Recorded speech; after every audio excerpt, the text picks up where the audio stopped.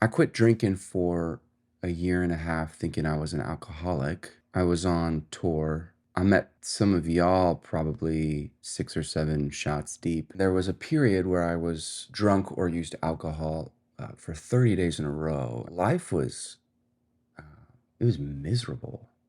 It was miserable. Before I had my first therapy session, I did believe life just like happened to you. Um, I was always curious as to why certain actions in my world weren't shifting or changing. You have those core memories where things shift for you, or you know the time and place where you're sitting, what you're wearing when you have one of those light bulb moments. I was in Los Angeles at my apartment where I had 2 great roommates. I chose to live in a bunk bed, even though I could afford more than that. I was in a relationship at the time that was not really a relationship. If you know, you know. I was sitting there and the sun was out and I had made a decision, like I needed help outside of myself. I remember thinking that alcohol was the issue. I made a video about it too. Some of y'all might have seen that. I hid that video because it was true, but it was also like a performance. I wanted you to think a certain way about me.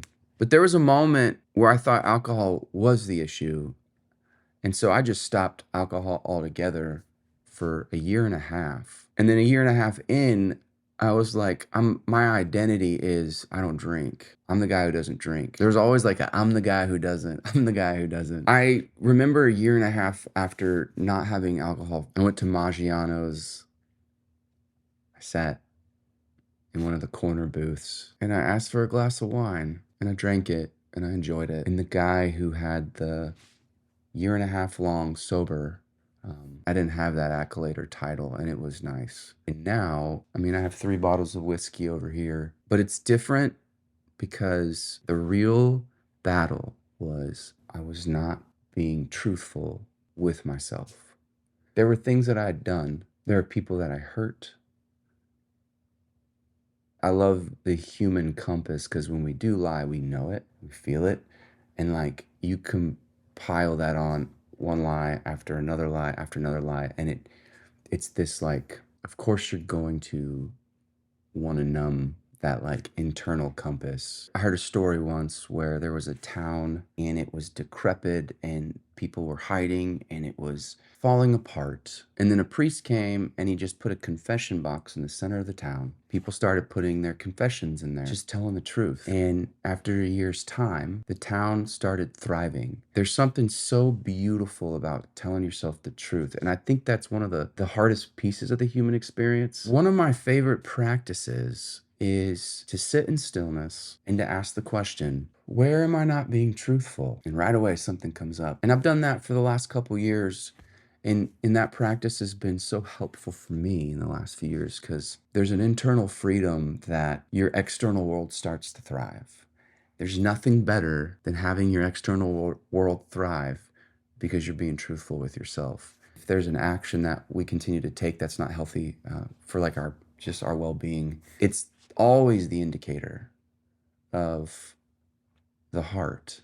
How to combat this and how to make your town thrive, how to make your life thrive is just a confession of what's going on internally. It's even come down to a place for me where I have an opportunity to fudge a number on my taxes. If I do it here where no one sees, it affects my entire world and who's in my life and who comes into my life and who stays and what boundaries I can set. The integrity piece, like even in those quiet moments where no one's watching, and just to make sure you're like, okay, I trust that the truth will set me free. I'll just be honest here. And as that practice has continued, there's more joy and more freedom than I've ever experienced. The downfall of telling yourself the truth is that the world you built on a little lie here and a little lie there, it has to die.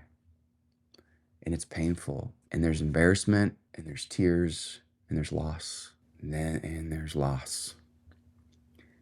But on the other side of it, it's something that tastes so sweet, and it's worth It's worth it. So I'm not an alcoholic. I just was lying to myself. It's kind of cool.